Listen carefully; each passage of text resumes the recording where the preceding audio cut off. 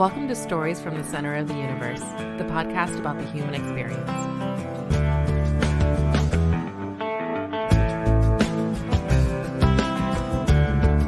Dr. Clint Pearman, welcome to the Center of the Universe. Hey, Paul, thank you for having me. I am excited to be on your show. I've been listening to some of your other shows, and I'm thinking, wow, you got me on your show? So I am honored and grateful that someone thought I would be a great guest on your show.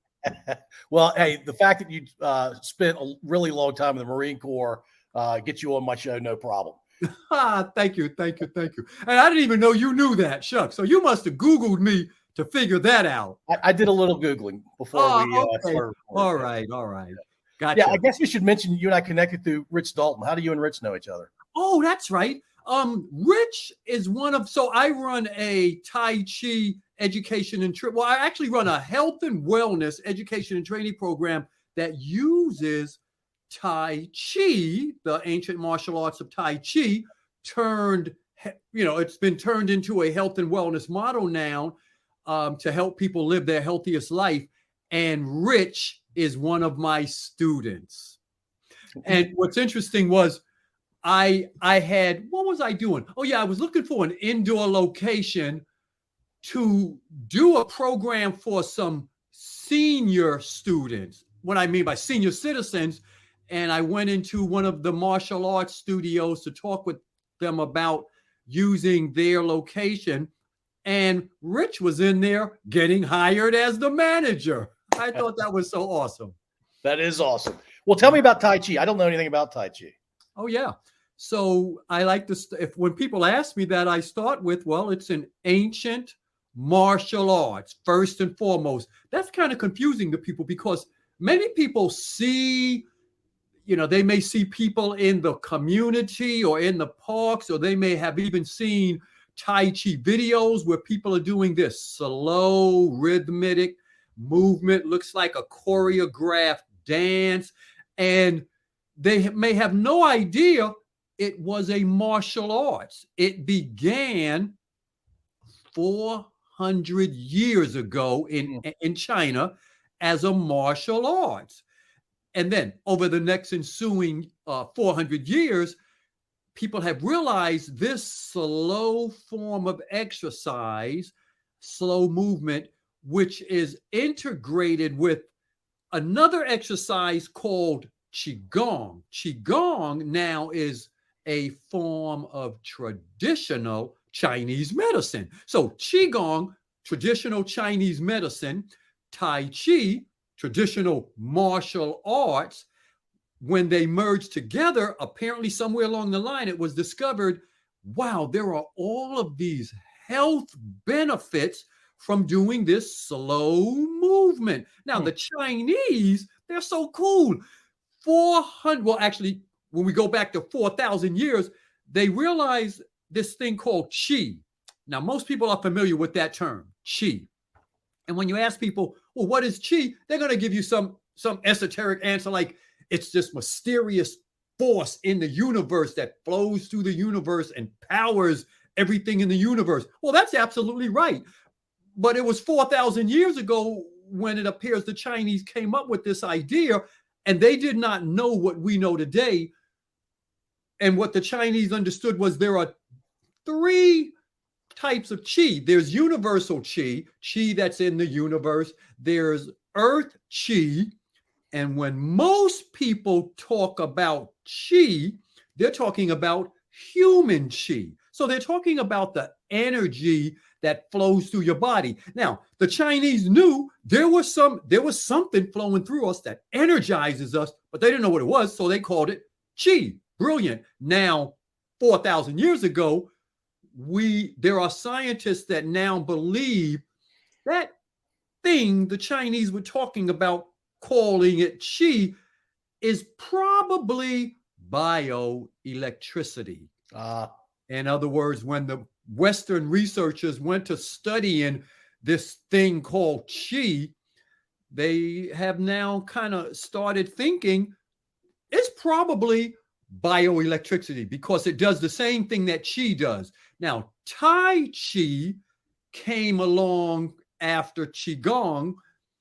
And remember, it was a martial arts, and started using the health enhancing benefits of Qigong, turning Tai Chi into an extraordinary health enhancing exercise that has benefits from everything from mental health, physical health, emotional health and well-being. In fact, I don't know if you saw when you looked me up, I actually, so my practice is a health and wellness program, my private practice, health and wellness program that uses Tai Chi to help people improve all facets of their life.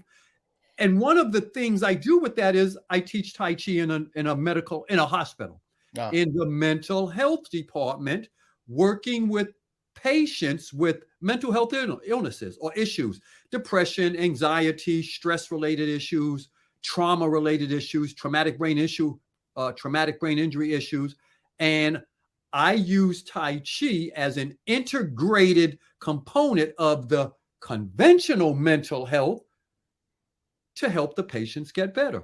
So when you ask what is Tai Chi, first, it's a martial arts, but most people today use it for its health benefits. And when I say health, there are 4 fundamental things. There's actually 10 I use in my model called the Tai Chi Enhanced Style. But most people will understand the 4 fundamentals. 1, active relaxation is stressed in Tai Chi. And learning how to actively relax your body by itself has a ton of health benefits. That was kind of discovered by Herbert Benson, a professor at Harvard University. He realized, or he learned that something called the relaxation response was the opposite of the stress response. So when we get stressed, we know what that is. Pupils dilate, heart rate starts beating, blood pressure goes up, and you kind of tense up because you're stressed over something. Well, Herbert Benson discovered there are things you can do to almost instantly relax yourself, and he coined it the relaxation response. Well, we teach that in Tai Chi. The second one is deep breathing. So the active relaxation is kind of a psychological way to relax yourself. Then we add to that breathing deep and slow. That physiologically relaxes your body. Then we add this slow movement, which is what most people see, is that slow rhythmic movement, which compounds the active relaxation and the deep breathing, further relaxing your body. And then the final, and you can coin them A, B, C, D. A, active relaxation. B, breathe deep and slow. C, control the movement. And then D, direct your focus, concentration, and attention to the noun. When you do those 4 things, here is what Tai Chi is. When you do those 4 things, Tai Chi now becomes moving meditation. And there is a mountain of scientific research on the health benefits of just meditation. But most people can't sit still and meditate. So we make it cool. Tai Chi makes it cool by adding this movement to it. And hopefully that kind of explains what is Tai Chi. Ask you, just tell them first, it's a martial arts, but most people use it to about 90% of people that do it today, they're using it for the health benefits. You explained that beautifully. I love your answer. Yeah. And I just learned a ton right there. It's awesome. I love it. All right. So can I call you Clint? Absolutely. And by nature, I am a teacher. So when you flip my teacher switch, I go to teaching. Duly noted. So don't hesitate to say, okay, next topic. Let's go to something else. All right. So what part of the world are you from? That's a great question. You know, I often joke with people now, and I'll initially say I'm from Wakanda. And they look at me all crazy. And every now and then some people say, oh, really? Wakanda? I didn't even know that was a real country. It's not. It's a fictional movie made by Marvel Comics. Actually from here's a great story. it's kind of a crazy story. When my daughter was in, I believe it was the 6th or 7th grade, she comes home from school one day. Dad, did you know we are descendants from kings and queens? Yeah, I heard that story years ago. I'm not really sure about that. But Dad, we had to do a genealogy test on our heritage in school. And now my daughter is in her 40s. So this is years ago. We had to do this genealogy test, and we learned that the name Pearman kind of stems from kings and queens from Africa. Now, I kind of heard that, but I didn't think that she could figure that out. I heard this from rumors from my older family members and siblings. So she said, how can I learn more? I said, well, go call your aunt, my big sister. So that's the end. This had to be around 90, 91, 92, somewhere around there. No. Around, 91, 92. Never hear another thing. 20-something years later, my granddaughter, Grandpa, did you know we're from Africa? Well, yeah, but did you know we're descendants from kings and queens? What are you talking about? Your mama brought that up like when she was your age. So yeah, but now they have ancestry.com. My daughter, I don't know if she did or not, but now my granddaughter has ancestry.com. And she apparently figured enough out to realize we are from Ethiopia. And here's the really crazy part. This is going to mess you up. So during the slave trade, some slave traders picked up 2 groups of slaves. One of the groups, according to the historical records, one of the groups were the descendants of Queen of Sheba and King Saul. Now, I have not confirmed that, but the rest of the story has kind of been confirmed. That slave ship left West Africa, headed to Virginia, stopped in Virginia to get resupplied, left Virginia going to South Carolina when it ran into a storm. Now, this is in the historical records. Watch this. Runs into a storm and gets shipwrecked in Bermuda. When it gets shipped, I know. I was like, what? When it gets shipwrecked now all of this is historical. You can see this in the historical records. When it gets shipwrecked in Bermuda, the Bermuda Authority, when the Bermuda authorities realized the cargo were slaves, this was like in the 1700s. Bermuda had already outlawed slavery, and they confiscate the ship until the constables come in the next day. When they come in, there were 74 slaves on the ship. They gave each one of them the opportunity to get off the ship or stay on the ship. My descendants got off the ship, stayed in Bermuda. And now if you ever visit Bermuda, the name Pearman, there's Pearman Township, the oldest business in Bermuda, Pearman Mortuary, and Pearman Hill, all of these Pearman things. So if you ever see me one day and I got a dashiki on and I got a crown, you can assume I have confirmed I am a true descendant of King Saul and Queen of Sheba. That's amazing. It is. I guess it's hard to know from history what possibly could have been in an African's mind when they were in that situation. I mean, if they knew what we know today, they would have all stayed in Bermuda, right? Right. So out of the 74, which is crazy because this is all in the historical records. The only thing we can't confirm is this part about one of the tribes were the descendants of King Saul and Queen of Sheba. All right. I'm going to roll with that, though. But the other part, apparently in the records, it was a mother and her 3 kids decided to stay on the ship because she said she wanted to be with her husband. So we know that probably didn't work out. But that's how the 70 stayed in Bermuda. And apparently my descendants were part of that group. And then somewhere my great-grandfather moved to New York, where my dad was born and then I was born. So I was born in New York. My parents somehow retired at an early age and have no idea where they came up with this brilliant idea. When I was 13, they decide they want to become farmers and move to Florida. Oh, wow. Well, they're part of that group of people that, what do they call those? Birds something, people that left the East Coast and moved to Florida to retire. And my parents, I think they tried to build a farm. There were cows, there were goats, there were ducks, there were horses. My mother's claim to fame at one point was she had 100 chickens. I hated it because any of your listeners that grew up on a farm, you have to work. Now I'm 13, so I'm in junior high all the way through high school. When you grew up on a farm, you have to work before you go to school.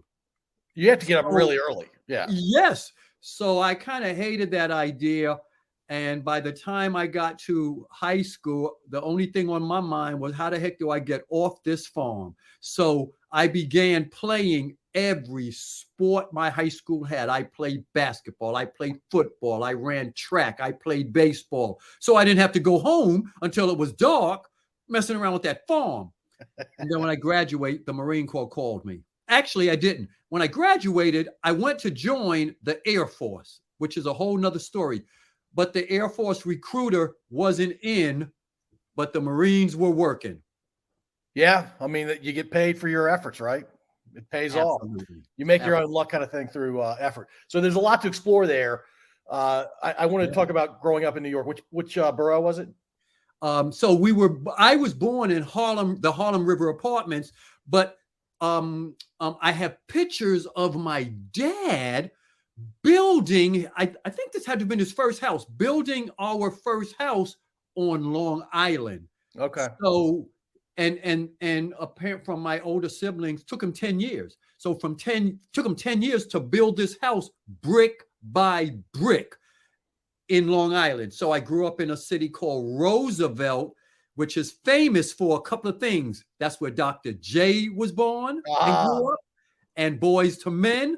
And as I recall, Eddie Murphy. I think, if I'm wrong, somebody will tell me. Eddie Murphy didn't grow up here. I think, anyway, so, Howard Stern are all from Roosevelt, New York. That's quite the city. Yeah.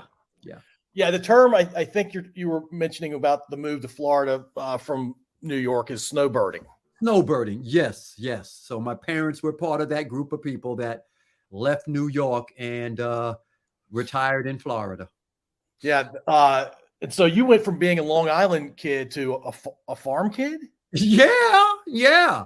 My parents, I think it was like 15 acres of nothing. I remember my parents didn't even tell us they were. I don't remember, but I don't remember my parents ever telling us we're moving. What I remember is thinking, me and my little brother, I'm 13, my little brother's 10. I remember thinking we're taking a trip to Florida. And then I remember, now I might have just told myself this story so much because I was traumatized. We're all traumatized with something. I was traumatized when we left where I grew up. All my friends are there. We left New York, went to Florida. And I remember my friends from Roosevelt will be hearing this for the first time. I love you guys. When we left, my parents, I don't remember them telling us. We just packed up, got in the car, drove to Florida. And I remember driving up through these woods where my dad had cleared out an opening where he built a shack at first, where we then commenced building the rest of the house. And I remember thinking when I first realized we moved when my mother enrolled us in school. Wow. When we got enrolled, I remember thinking, I think we now live in Florida. And I remember I don't want to be here because all my friends were in Florida. Yeah. And now because we didn't have Facebook and social media, this was in 69. So 69, I left Roosevelt. Hey, you guys, I miss all of you. It wasn't until probably from 69, 79, 89, maybe 99, 30 years when social media popped up, I ran into most of those guys on Facebook and stuff like that. And it was great. Yeah, that's, did you ever ask your parents why they didn't tell you? No. Now, it could simply be that I could totally be wrong. I know how I'll check. I'll check my little brother. Oh, yeah. So you probably read in my profile, I was I still am a certified brain injury specialist. And I didn't realize I have had multiple concussions myself. My little brother often jokes with me about, I don't remember much stuff after 12. No. Before 12 years of age. And the reason is I got hit in the eye with a baseball. Got knocked out. So that was my first concussion. And that probably caused the memory loss of some of those things back then. And then I could just be, how your memory then starts making up stuff to deal with the trauma of moving from New York to or Roosevelt to Florida. But I love you guys in Florida too. Well, if you played football, you may have had a couple of concussions in football. If you played basketball, you probably got some elbows to the head. A bunch, yes. Or head butts or head hitting the floor kind of thing. Right. So you probably had who knows how many. I know I counted had 7. I counted 7 that I could clearly identify. This is only after I became a certified brain injury specialist, when I knew how to diagnose myself. I counted 7. That's a lot. You may think that, but watch this. How many do you think you have had? 2. Now let's do a little test. This is the way I would train. So as a brain injury specialist, one of the things I did was I trained the medical people in the military and in the VA on the West Coast on how to prevent, diagnose, and treat traumatic brain injuries. So here's the first thing I'm going to teach you.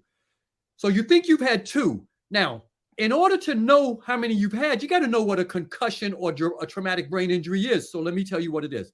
In order to have a brain injury, the first thing that has to happen is you got to hit your head on something. But we hit our head all the time and we don't have a concussion. But that's the first thing. The second thing is this. 3 things we're going to look for. How many times have you hit? There's 3 things. How many times have you hit your head and got knocked out? That's the first thing. How many times can you count? Knocked out where I was unconscious? Yes, and it doesn't matter how long. If your eyes rolled back and you were unconscious for a second, count it. How many times? Probably 5. You already have 5 right now. This is going to get worse, Paul. It's going to get worse. Now, watch this. So here's how a medical person would diagnose a concussion. First, did you hit your head? Well, yes. Oh, and make sure we cover that. So you hit your head 5 times and you felt you lost consciousness 5 times. Perfect. That's the first thing you look for. If you lost consciousness after a blow or jolt to the head or the body, that meets the criteria for at the minimum, concussion. Now, brain injuries come on multiple levels, but we'll stay with the lowest level right now, concussion. Now, it gets worse. That's just the unconscious. How many times have you hit your head, and as a result of hitting your head, you felt you felt dazed, confused, or a little disoriented? Now, don't count the times you got knocked out, but count the other times when you may have bumped your head and you felt that little buzzing feeling, or you may have even saw stars. How many times would you count that? More than 5. Now let's just estimate 5. Now you've had 10. Now here's the last one. If you've ever, so that meets the criteria. A medical person will ask, have you ever hit your head? And as a result, you felt a little dazed, a little disoriented, and confused. That meets the criteria for a concussion. A concussion is a traumatic brain injury. It just happens to be what's called the mild version. Now here's the last one. How many times have you ever hit your head or your body, and as a result, you could not remember what happened? Now, that could be a lot of times because you can't remember. Right. So we right now, the next time you go to your doctor, get them to document you've had at least 10 times you've had a brain. So if you say brain injury, they're going to need to determine whether it was mild, moderate, or severe. In most cases, 90% of the occasions when someone has a brain injury, it's a mild. That's where we hit our head, we're a little dazed, but we shake it off. That still qualifies as a concussion. That qualifies as a concussion. Well, and you and I played football. You're a little bit older than me, but I mean, equipment wasn't great in football, and so who knows how many times that happened in practice. Forget games. And the reason I said two, one of my concussions, I lost memory. I have no memory for an entire half of a football game, and the other one, Did you keep playing for 3 plays until I realized I didn't know where I was? Yeah. It's actually a funny story that if I'm on your podcast, I'll tell that story. No, tell us. Go ahead, share it. So the second play of the game, cornerback slips. I'm the free safety, running back, and I hit head on. He's shorter than me. I'm 6'3". He was probably 5'6". He hit helmet, crown of the helmet into my chin. I don't remember anything after that until halftime. I'm on the bench. The other free safety is telling me that, hey, you remember what happened after that guy hit you? I said, I have no idea what happened. This is my first recollection since that happened. He goes, an entire half has been played. And he said, you were so out of it, you actually stood on the other team's sideline and you were cheering for them. And I'm like, and I was crying. When I came to, I was crying because I didn't know where I was. Right. And then they finally let me off the hook. I didn't do that. I just kind of stood in the middle of the field without moving for 3 plays in a row. And it took them to the third play to realize it. And the reason they realized it, I always line up 12 yards off the center. Right. And this tight end does a post right into me, and I didn't move except to give him a bear hug. I didn't try to tackle him. I just tried to hold him. They're like, something's wrong with Gilman. We got to get him out of here. Wow. Yeah, those were the days when we didn't realize those are occasions when you need to come out. You should not be playing. That happens in the NFL. You go into the concussion protocol. Well, and back then, Clint, there was a doctor there, and he said, how do you feel? And I described what I was feeling, and he basically told me to rub some dirt on it. I mean, he didn't tell me anything. He's like, if you get nauseous, come back and see me, but otherwise you should be fine. And then I told the coach my head hurt all week, but he wanted me to play the following Friday. And I'm like, I'm not, I don't think it's right. My head hurts really bad. Yeah. That's not unusual. The circumstances around me becoming a certified brain injury specialist for the Defense Health Agency involved the military realizing during the height of Afghanistan and Iraq that we had a lot of service members coming back with traumatic brain injuries, but we did not have enough medical people trained to treat them. So they created this thing called the Defense Health Agency, and then they brought on a bunch of people called regional education coordinators, which I was one. And our job was one of our goals was to provide education, training, and resources to military medical personnel on how to diagnose, treat, and rehabilitate people. So that involved sometimes providing education to train them on what you just learned. In fact, that was the number one thing. Now, we take a whole hour to train that, but that was the number one thing that we would teach is how do you diagnose, treat, and rehabilitate traumatic brain injuries? And then what should happen if you get a positive reading? So I'm glad you're doing that work because it's really important. I've had an Army veteran on who suffers from TBI, and he doesn't remember much. Like his wife has to be around him all the time. His TBI is so bad. That's probably so TBIs come in 3 levels: mild, which is the same thing as a concussion, mild, moderate, and severe. The moderate and severe are kind of like what you're describing there, where they don't just, in other words, most people that have a concussion that we've had, most people fully recover on their own. But then when you've had the moderate or severe, you probably need some treatment and some help. And there can be a potential where you don't fully recover, but you can be functional. Right. In fact, you see that flag behind me? I do. He made it. Wow, that's awesome. That's what he does for a living now. Yeah. All right. So, favorite sport when you were in high school, avoiding farm work? So my favorite sport was basketball. I actually thought I was really good, but by the time I got to the varsity, I realized I wasn't that good. But the best sport so I lettered in baseball, football, and track and field. I loved football. I have a couple of professional football players in my family, my older brother and his son, and then his other son could have been to the NFL if he decided to go that route. So football was in my background, and I was pretty good. I was a wide receiver and a free safety. No, wait a minute. Was I a cornerback or free? I think I did both every now and then, free safety and a cornerback, but I excelled in track and field. So I actually won. Well, I was ranked. I think I was the number one ranked pole vaulter in my school level 2A my senior year, and then placed second in the state in the pole vault. Nice. Yeah. The pole vault's a weird thing. Do you know the history of pole vaulting? I don't know anything about it. I should, but I don't. Well, wait a minute. No, I'm going to have to say no. I've never looked at any history. What? Give me the short version. I don't know it either. I no. thought you might know. I'm going to have to look that up. I only know I got into the pole vault because my big brother, 10 years older than me, he pole vaulted in high school, and I always thought it was cool. So when I got to Florida, I began pole vaulting in high school, and I was pretty good.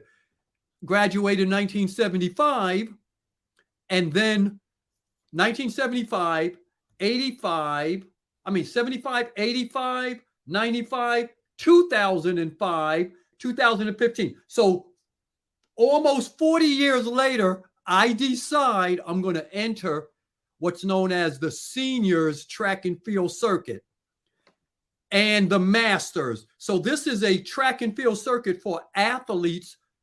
For the seniors, it's over 50. So once you turn 50, you can run in this track and field circuit, just like you did in high school or college. It's just like the Olympic track and field circuit, all the same events. You could run in it, but you only compete against athletes in your age bracket. So it would be 50 to 55, 56 to 60, 65, on like that. So I decide I need to find something to do to stay healthy and get in shape. So it had to be around 2013. I see this thing called Masters Track and Field, and they have pole vault. So I sign up for it, and my daughter sees me. It was either my daughter or granddaughter sees me signing up. And I remember them, I think it was my granddaughter. Said, Grandpa, what are you doing? I say, I'm signing up for this track and field thing. What are you going to do? I'm going to pole vault. And then I think it was my daughter or granddaughter says, when's the last time you pole vaulted? Like 40 years ago? Is your insurance up to date, Grandpa? Here's the crazy part. I thought, of course, in high school, I was pretty good. I figured I could easily jump 9 feet, and I didn't think, so I would have been in the 55 age group. I just could not imagine guys in this age could jump 9 feet. So I show up at this track. It's the Pasadena, California Relay, something like that. Pasadena Seniors Track and Field Meet. I show up. I don't even have a pole. Mind you, the last time I pole vaulted 40 years ago. I show up and I'm just standing around with my arms crossed, and somebody says, hey, are you going to jump or just stand around and look? I said, I would if I had a pole. He said, hey, we got lots of poles. Somebody gave me a pole. I checked in. I won. I jumped 9 feet. No, hold it. The first time I went down, I pulled a muscle. So I went down with no bar, just a regular practice run, and I felt my leg tighten up. So I'm thinking, dog, I'm only going to get one jump. So I tell the referee guy, whatever you call those guys, hey, when the last guy goes out, I'm thinking that guy's, because these guys are old. I'm thinking, you old. You're in the same age group. I'm thinking they're going to go out at like 8 feet, 7 feet. So they got to 9 feet. The last guy went out. He said, okay, last guy just cleared. No, he went out at 9 feet. All you have to do is clear 9 feet. I said, nah, put it up to 9 feet, 6 inches. They put it up to, I think it was 9 feet 6. I take one jump, I clear it, and win. And you hadn't practiced in 40 years. That's right. But then I quit after that. And I quit because my age group didn't have any really good jumpers in it. The guys above me, so I think I was in the 50 to 55 age group. Those guys weren't that good. The guys in the 60, 65, and 65 to 70, they were jumping 13 and 14 feet. When I saw that, but these were like guys that pole vaulted in college and never stopped. They kept jumping over the next 30, 40 years. But I realized that's too dangerous. I'm not doing that. So I switched to sprints. Okay. I switched to running the 100 and the 200 and the 50. And you're still doing that now? Yeah. Yeah. Wow. In fact, qualified for All-American in the 50, just U.S. All-American 2 weeks ago in the last meet that I ran in. Wow. That's awesome. I know. Yeah. I use the track and field as a way for exercise. Some people run marathons. Some people go to the gym. I train for track and field. Yeah, that's and if awesome. You were a free safety, you were probably a sprinter in high school too. No, I had good lateral movement and I had good instincts, but was not a sprinter. Okay. Yeah. That's awesome. All right, so let's talk about Marine Corps. You were going to join the Air Force, but the guy wasn't there. Marines were there. And did you have any idea what you were getting into? No. In fact, this is so I go down to the Air Force office thinking I'm going to be a pilot. Mind you, I'm a high school senior. So obviously, I know people say you have a doctorate degree. You was really stupid back then. Well, yeah. So I got to figure out how to get off this farm and what I'm going to do. So I want to fly jets. I'm going to go. So I go to the Air Force. Air Force recruit is not in. I'm walking back, going to go home. Get the bus. No, I had a car. Get in the car and go home. But I passed by the Marine recruiter's office, and he's sitting behind his desk looking out the window where he sees me, and he does that 2-finger thing. Hey, where you get his eye contact. I made 3 mistakes that day. First mistake was I made eye contact with him. When I made eye contact with him, he kind of gestured to come here. So I went around to the door. I looked in. I said, yes, sir. He said, where you going, son? I said, well, I was trying to go in the Air Force to go in the Air Force. He said, what do you want to do that for? I said, I want to be a pilot. He said, we need pilots in the Marine Corps. My eyes got big, and he points behind him on the wall. Now, any service members, were you ever in the service? I was in the Army. Oh, you are going to relate to this. So he points to the wall behind him. There is a billboard of an F-4 Phantom. That's the old Vietnam jet. He has the billboard that's supposed to be out on a highway. By coincidence, he has it on the wall behind him. He points at it. And on the side of it, it says Marines. Now, I don't even know what the Marine Corps is. I'm just 18 years old, right out. I ain't even out of high school. I'm still in high school. So it says Marines. I says, wow. He said, yeah, come on in here. Let's take this little test. Now, only the Army and the Marine Corps do that little test. That's the little test where they put us in the little back room in the recruiting station and make us take this 15-question test. The reason they make us take it because they got to make sure we can pass the real test. For some reason, the Air Force and the Navy, they don't do that. They just send you down to APs and take the test.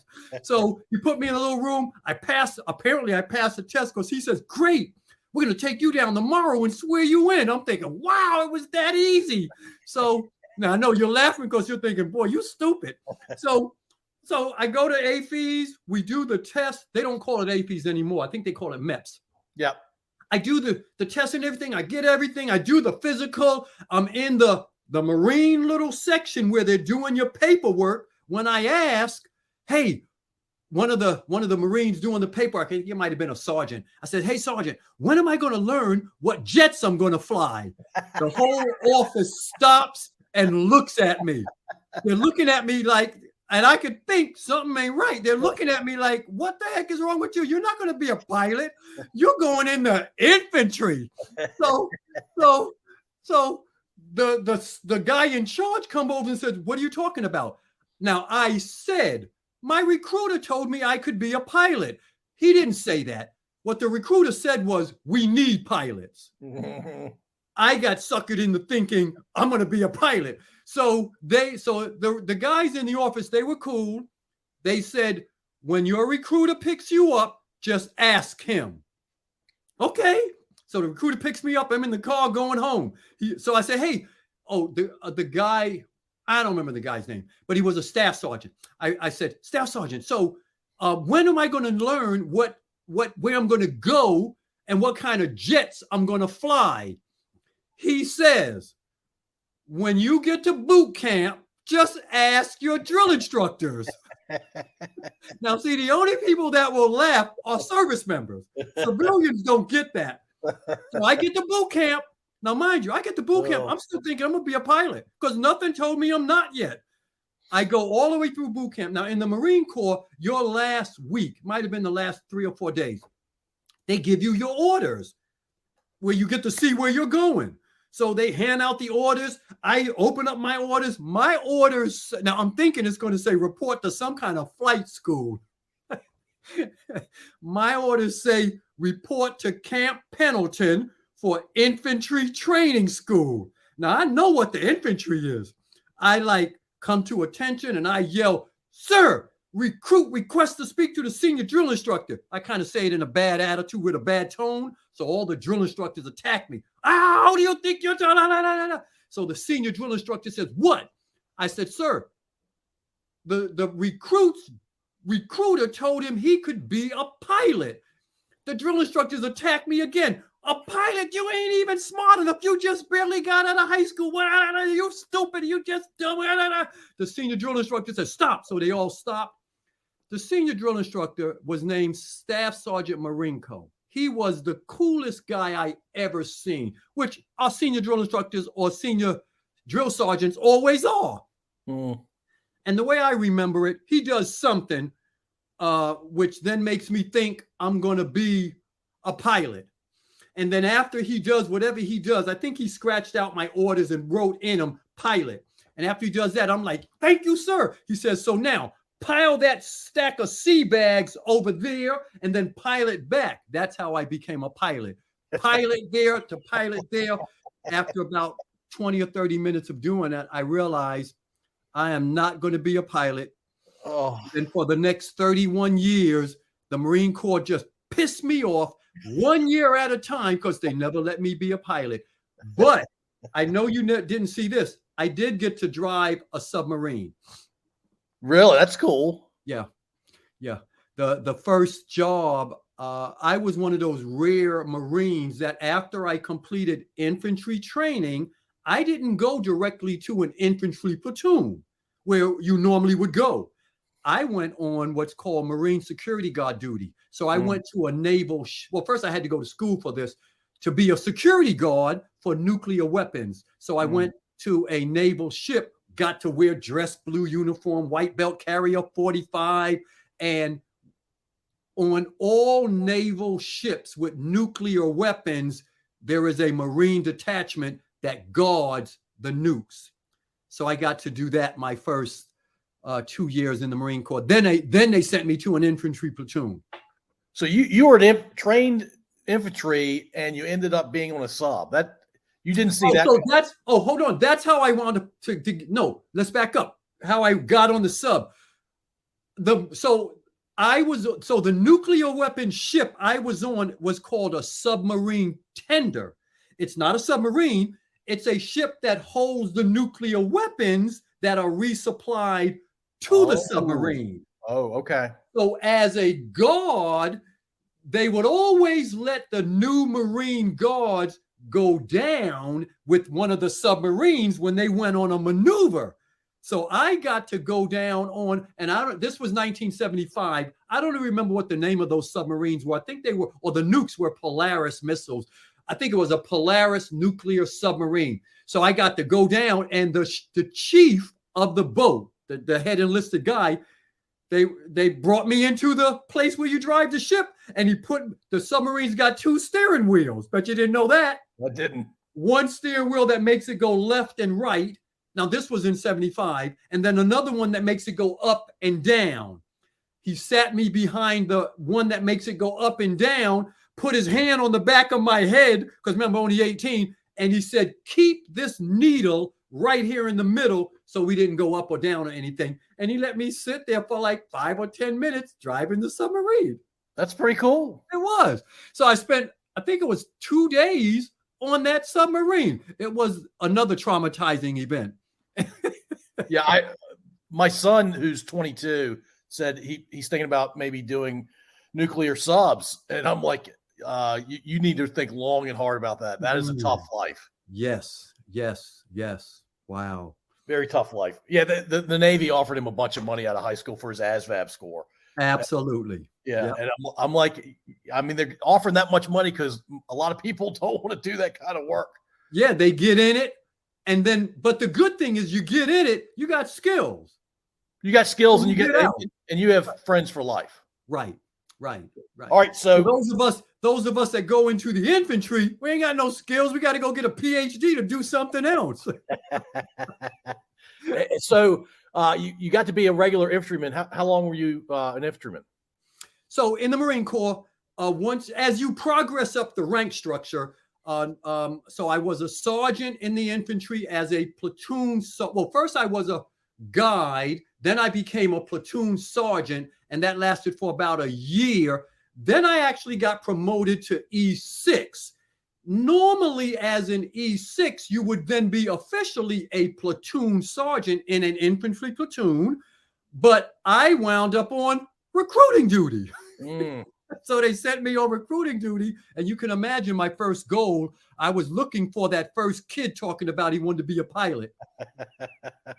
So I spent 5 years on recruiting duty, and then I left recruiting duty and went to Okinawa. Oh, then I was too senior to be directly in a platoon, so now I'm working in operations. So in the Marine Corps, after like E5, E6, especially E7, you won't be directly in a platoon. You'll be in an operations section where you oversee the operations of a operations department. And then for the next 30 years, I went from E6 up to E9 and then ran the operations departments for some of the Marine Corps largest units. So when I eventually retired, I had been an operations chief for the largest Marine Corps operational commands, headquarters Marine Force Reserves, and the Marine Corps Expeditionary Force. I was one of the ops chiefs as part of that. Yeah, that's not, you live the life of an operator. That's, well, you hold that thought. Yeah, that can staff be operator. Staff operator. Yeah, yes, staff operator. Yes, yes. Yeah, I didn't mean operator as in you were out and about, kicking down doors and throwing grenades. Right. I didn't mean operator that way. Yeah. So why did you stay in the Marine Corps for 31 years? What was it about the Marine Corps? Well, I humorously say I did like it, but I tried to get out. So my first 4 years, I was going to get out, and then they gave me $6,000 to re-enlist.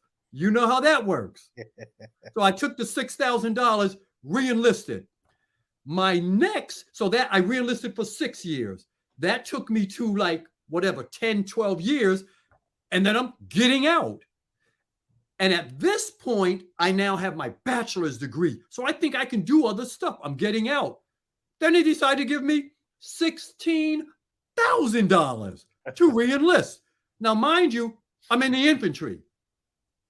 They're paying us to stay in the infantry. So they now give me $16,000 to re-enlist again. Plus, I had an incentive. I had a wife and a child now. So that's not that easy. And the $16,000 back in 85, that was pretty good. But now that contract ends, and I'm kind of at like I'm at 16 years, but I'm still planning on getting out. I have my master's degree. I'm actually working on this first doctorate degree, and I'm going to get out. And then the first Gulf War breaks out. And I actually am out. I actually forgot. I'm out. I'm on terminal leave. I got an afro. I got a beard. I done turned my uniforms into the Goodwill.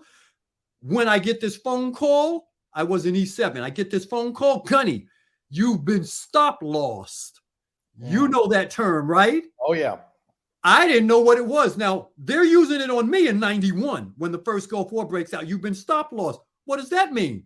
You have to come back on active duty. Nah, you crazy. I'm out. I got a beard. I'm already out. I'm out. Said, no, the government has stop lost everyone and you have to report, and I hang up. So now I get this major call me back. Gunny Pearman, this is Major so-and-so. I need to talk to you. So he uses the major voice and he convinces me that this is for real. And he tells me, you have to report to an organization called 5th MEB. That's that armada of ships that's deploying out of San Diego. So by that time, all the ground forces for the first Gulf War, Iraqi Freedom and the other one, they had already left. So the Army was already gone. The Marine Corps was going on the ground. And then the DOD decides we're going to do this at this fake amphibious assault, but they need more people. Where are they going to get those more people? They're going to stop loss them, call them out of the reserves. And they told I think it was a Friday night. He says, Wednesday, you have to report to Naval Station San Diego for duty on the USS Tawa. What?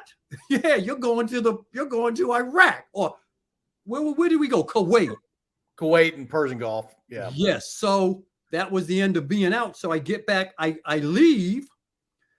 We're going, we do Iraqi Freedom, and then there were two combat operations. I don't remember what they were. Iraqi Freedom. What's the other one? Well, no, back then in 90-91, it was Desert Strike and Desert Storm.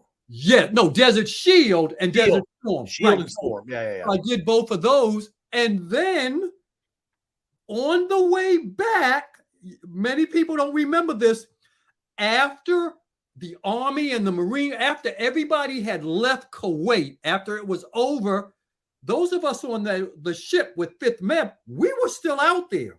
And then as we were heading back, the Bangladesh flood hit. Typhoon. Yeah. There was that typhoon that hit Bangladesh, killing 10,000 people. So this is the hallmark of the Marine Corps. We left as a combat operation. Heading back, we got diverted as a humanitarian operation.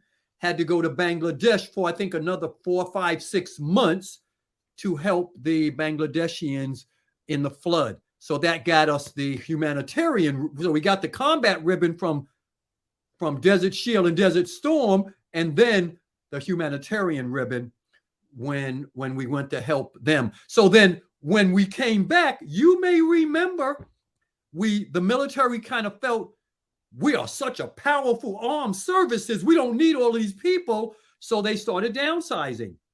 The Army and the Air Force and the Navy, you guys gave that 15-year retirement. Yep. That's where that started. The Marine Corps, no. The Marine Corps gave a lump sum. So when I got back, we heard, hey, they're going to give people, first we thought the 15-year retirement. Well, heck, I got 16, 17 years. So I'm thinking, okay, I'll stick around a little longer and see if I can get a 15-year retirement. No, the Marine Corps says, we'll give you a lump sum. So they paid me first $6,000, then $16,000 to stay in. And now they paid me $98,000 to get out. So I took the $98,000, got out. And then about 2 months after I got out, Marine Corps then realizes we made a mistake. We let out a lot of people that were going to be the next E8s and E9s, where the Army and the Navy and the Air Force, they put you guys in the 15-year retirement, so they still had you. Yep. They could call you back. But the Marine Corps let us out, And the way they kind of compensated for it was they called us and gave us a good deal to come in the reserves. So they asked us to come in the reserves, so they had that pool. And then in the reserves, I picked up E9, and then I put in my retirement, and it got canceled. Yeah, I put my retirement in on a Friday night. I come in Monday. Hey, Master Guns, the Sergeant Major needs to see you. I'm thinking they want to talk to me about my retirement. No, they want to talk to me about you're getting deployed to Afghanistan. What are you talking about? I'm trying to retire. I got 31 years in. 30 years. It was 29 years at that time. 29. So retirement got canceled. That was for the war on terrorism. So I got my retirement kind of canked, put me on active duty, had to do 2 more years, which then took me to 31 years, 31 and 6 months. Did you go over to Afghanistan? Yeah, just a little while. Yeah, there's a lot to unpack in there. So stop loss, until you've been stop loss, you didn't realize that's what you signed when you were 18, and when you extended, you signed it again. That language is all in there, and they can do that. And I think the document I signed says, and they would not do this because they don't need a 54-year-old infantry guy, because that's what I was for a good chunk of my time. But there's language that says that they can pull you back. They can pull me back. You could be 87 years old, and they could pull you back. Absolutely. I actually think, so this was in 91. I believe I was probably part of the first group of people that ever got stop loss, because prior to that, there was no reason to stop loss. Vietnam was, so I joined in 75 at the end of Vietnam. So between Vietnam and the first Gulf, there was no reason to stop loss. I actually think I may be one of the first people they stop loss when they used that rule, because I had never heard of it. Yeah, they did it again with OEF and the Global War on Terrorism. They use it a lot. That's and by the way, people were not happy about it. They were a month away from getting out, and they're like, sorry, you can't get out. Now, I actually didn't complain, and the reason was this. I knew the reason, once they explained to me why me, it was because I was a reservist at that time, and I was the backup of the operations chief for the largest Marine Corps command, which is a MEF.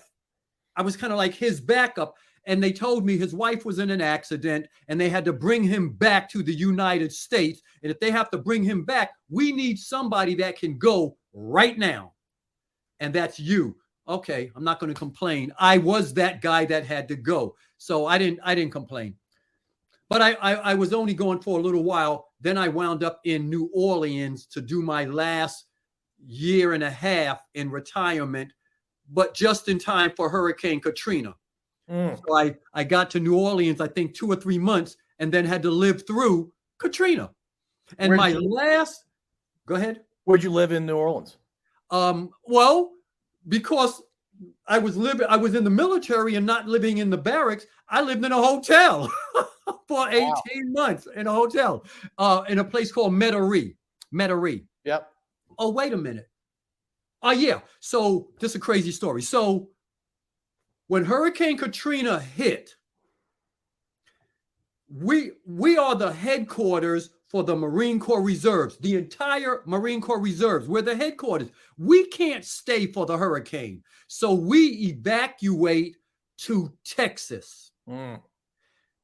We get to Texas and find out that FEMA was paying people that were evacuated a lot of money. Some of us collected that money, and I thought, well, heck, I like it here in Texas. I'm going to just retire right here in Texas. So I took my FEMA money and tried to buy a house right there. Well, bought a house right there in Texas. Until the command decides, okay, we're going back to New Orleans now, because the water had subsided and things were okay. So then we went back to New Orleans, and my last official because I was an operations chief. The last official thing I did was I put together the Marine Corps component of cleaning up New Orleans. So when we got back, the city was still a mess. There were very few people there, but the Marines are back. And there's I think 800 of us in this headquarters command, but they're mostly high rank, because we're a 3-star general command. So mostly high ranking people. So we come back and the commander says that we should do something to help the city. We're in good shape. We're still getting paid and we occupy the city. What can we do? I came up with the brilliant idea. Let's help clean it up.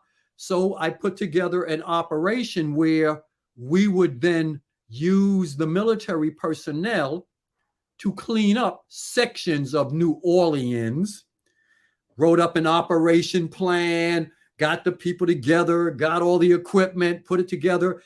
And then for the next, I think it took us 30 or 60 days, we helped clean up New Orleans. And then you would think I would be the one on the news kind of talking about how the Marine Corps did this. No, the general took all the credit, which he should. He's the general. He does outrank you. He does outrank me. Absolutely. Did you get your PhD while you were still in? So I actually have two. I got one while I was on active duty, a doctorate in organization development and psychology. And then once I got out, I realized that I really was interested in health. Well, my parents got older and I realized they didn't really do a lot of healthy things. And I knew enough about health then to know, boy, if they knew more about health, they could have lived an extra 5-10 years. And then I decided I want to study health. I initially thought I was going to go to medical school. That lasted about 10 seconds. I Googled medical school and realized I'm like 55 years old. I'm too old to go to medical school. This ain't going to work. But then I thought, okay, I'll go back and get another doctorate in health psychology. And that's what I pursued. So I got what's called a PsyD. It's a doctor of psychology with a focus on health and wellness from the University of Arizona Global Campus. I mean, you're obviously highly educated. Is that something you just who you are as a person, or your parents a big influence, or did you have other influences that said education's very, very important, and so having 2 doctorates is better than having 1 doctorate? Yeah, that's interesting that I don't recall ever. Now, my family, my siblings, my brothers and sisters, they're going to hear this. Now remember, I had this concussion, so I may just don't remember, but I don't ever remember my mom or dad ever talking to me about college when I was in high school. Never. I don't, and I think I recall my older brother, because he graduated from college and my sister went to college. My dad, on the other hand, he was extremely successful, but he drove the subway train before he retired in New York. And my mother was in the medical field. I think she was like a nurse's aide. So they were fairly successful, but never talked to me about college. But I've always been the curious person. I remember wanting to learn about so many different things. But my focus in high school, I thought I was going to be a professional basketball player till I got to the varsity, realized you ain't that good. Then I already knew I'm not going to the NFL. And then I learned later, I didn't think I was going to go to the NFL because I didn't think I was big enough. I was only like 145, 60 pounds. But then I learned my nephew told me this, who got to the NFL. He said when he graduated from high school, he was 100. When he went to college, he was 145 pounds. Nobody ever talked to me about that stuff. But then I went in the Marine Corps. And then, as you know, in the military, you're constantly learning. And especially in my MOS, every time I picked up a new rank, I had to now learn the stuff to be ready for that, to operate at that rank. And I did multiple other things. I wasn't only in the infantry. I was a recruiter. Had to go to school for that. I was a drill instructor, had to go to school for that. I then became a nuclear biological chemical specialist, had to go to Army school. So they sent me to the Army Chemical Defense Training School in Fort Huachuca to learn how to do that. Then I was an anti-terrorist force protection specialist, had to go to school to do that. So I think just by my natural tendency throughout the Marine Corps, which was my first 30 years, I constantly was in a learning mode. So at the point when I got bored, I thought I'm just going to go to let's back up. My first duty station was in Spain on that ship, the nuclear submarine supply ship. That's when I took my first college class. It was psychology. 1975, took my first college class. 1975, didn't get my first degree until 1988. That's 11 years later. But it was an associate's. Took me 11 years to get a 2-year degree. Why? I'm in the military. And then it just kept going. Once I got those first two, got that associate's degree, I kind of liked learning, and I just stayed in school for the next. I can't remember a time from 1975 until 2007. I can't remember a time when I was not in some kind of college class. Wow. How do college classes work when you're in the military like that?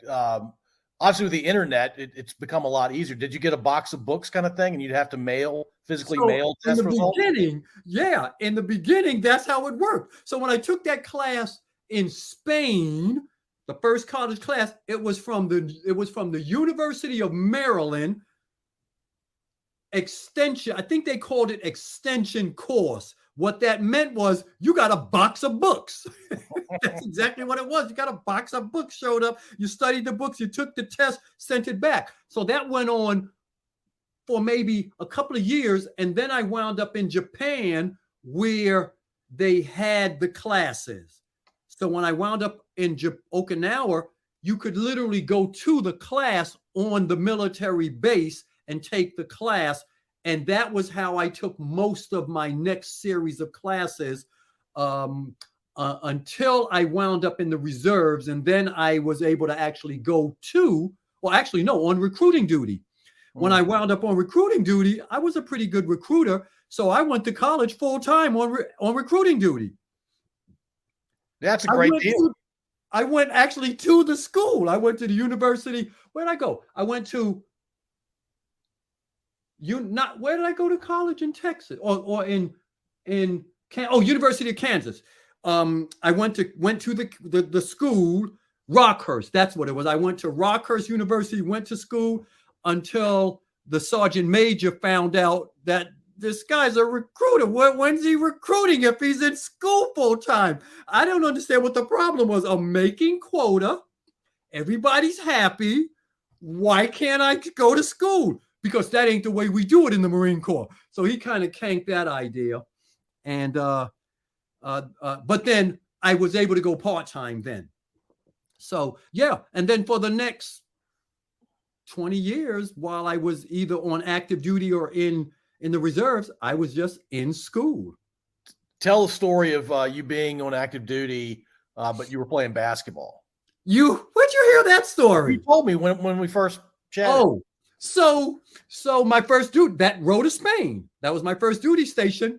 There was this program, and I somehow remember it as a human relations program where they put together a group of basketball players from Europe. And as I recall, they took players from the Army, from the Air Force on this team, from the Army, the Air Force, the Marines, and the Navy. And what we did was travel around Europe playing foreign countries. It was amazing. Until the sergeant major found out that this Marine, what's he do? He plays basketball. He can't that. So yeah, for like 4 to 6 months, the ship gave me permission to travel and do this basketball thing.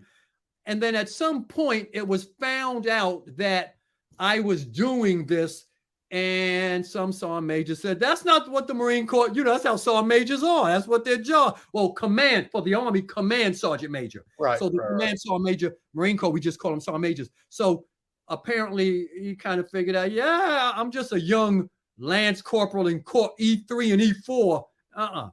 That's not what we're paying you to do. There's no sergeant major on earth that would tolerate that. Right. So, but the crazy part was, I don't even remember the country. Is there a country called Rambedia? For some reason, I have that in my mind. One of the countries offered me a contract to play for the country. I wanted to take it. I'm just a young 18, 19-year-old, not real smart, because remember, I thought I was going to be a pilot in the first place, infantryman, until the coach, who I think was like a senior enlisted guy, he's probably E78, he kind of pulled me to the side. Stupid, you can't just quit the service and go play for them. You can't do that. And we got back on the plane, flew back to Spain, or got on the bus, drove back to Spain, and that was the end of my basketball. Well, that was the end of my aspirations of ever going anywhere with basketball. But I did continue playing a little bit throughout the next maybe 4 or 5 years in the Marine Corps. And that was fun. Yeah, I was going to say it was fun while it lasted, for sure. And then I actually played football too. I keep forgetting about that. I was a quarterback. Oh, yeah, I was a quarterback for a team I played with and when I got back to San Diego. Was it like a military league? Yeah. Yeah. Oh, yeah. You know how the bases have teams? Yeah. Yeah, it was a base team. Yeah. That's cool. All right. This is a question I usually ask towards the end. It's meant to be fun. It's also meant to be a little more revealing than a typical conversation would get to. Imagine you're a talk show host, but it's one time only. You get to invite whoever you want. These people can be alive or dead. They can be famous or not famous. They can be family members, friends, strangers. Your show can be about pure enjoyment. It can be thought-provoking. It can be whatever you want it to be. You get to invite a male, and you're going to interview these folks, a male, a female, a musical act, and a comedian. Who are your guests? So the male, I know exactly who I'm inviting. I get this all the time. You look like Obama. Did you get it? See that? So I have to correct people and tell them I do not look like Obama. Obama looks like me. And President Obama or Michelle, if you're hearing this, you need to tell Barack to stop looking like me. But Barack's your guy. You're bringing him on. Oh, yeah. Barack and Michelle both. I'd invite them all because I think they're cool and I'd love to learn some stuff from them. I think they would be a great interview. So is that your male and female? Yes. Okay. All right. What about music? Music? I'd like to call back James Brown. Oh, bring him back to life and bring James Brown on the show. Let's interview James Brown. And I would have a whole different line of questions, not anything related to music. Tell me how you were so successful. All this, you know, I had the Blog Talk Radio show. The show was actually titled Success Talk Radio. And I interviewed people, but the genre was about success. Right. And how did you achieve your goals? So I would bring James. I'd love to interview James Brown. And what was the last one? Last one's comedian. Doesn't have to be stand-up. It could be somebody, a funny person in movies, TV, that kind of thing.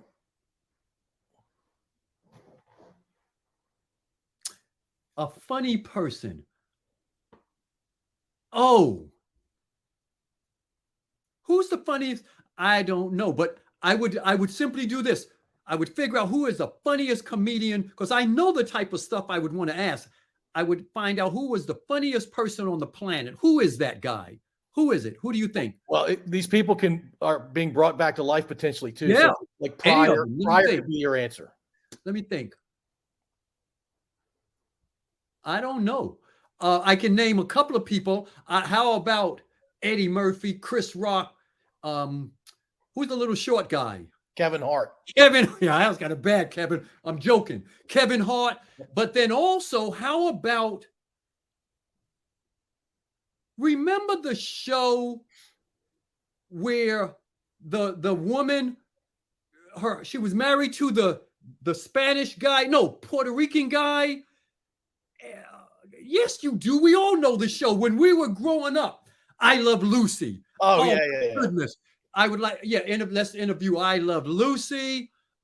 What was her husband's name? Oh, Desi Arnaz, I think. But I think she was the show, right? She was definitely the show. She was Lucy. Yeah. Lucille I Ball. Love Lucy.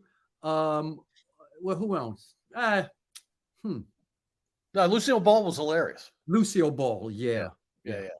All right, cool. Red Skelton too. Yes. Now, Clint, you're dating yourself with Red Skelton. Well, yeah. I'm visualizing back when I was growing up, when we only had 2 or 3 channels. You had to watch these guys. I thought they were hilarious. You and I were the remote control for our parents, right? Right. All right, let's end with tell me a little bit about your family.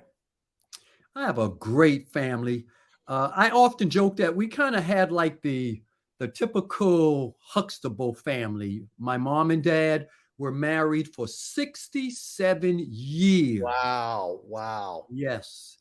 Now, strangely enough, though, I have 2 sets of siblings. So apparently my mom and dad had my 2 sisters and an older brother, and then they took a break for about 10 years and then had me and my little brother. So by the time I was growing up, by the time I got to like 10 years old, I had an older brother that was this famous famous football player in high school, and then college, and then went to the pros, and then the Canadian Football League. But then when we moved to Florida, it was only me and my little brother. My other siblings were already grown and gone. Still today, I love those guys. My oldest sister has already passed, and I have 2 brothers left and a big sister. I always call them big sisters. My big sister and my big brother. And then strangely enough, well, we don't want to talk about that. And then I have relatives all over the place, close relatives. And then when my mom and dad passed away, when my mom passed away, she left, as I recall in her obituary, 22 grandchildren.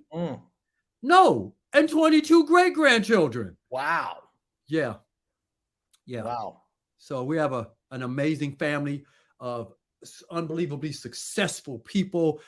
Like I mentioned, I have my older brother got to the NFL. He has a son that got to the NFL. Now is a professor at at Stanford.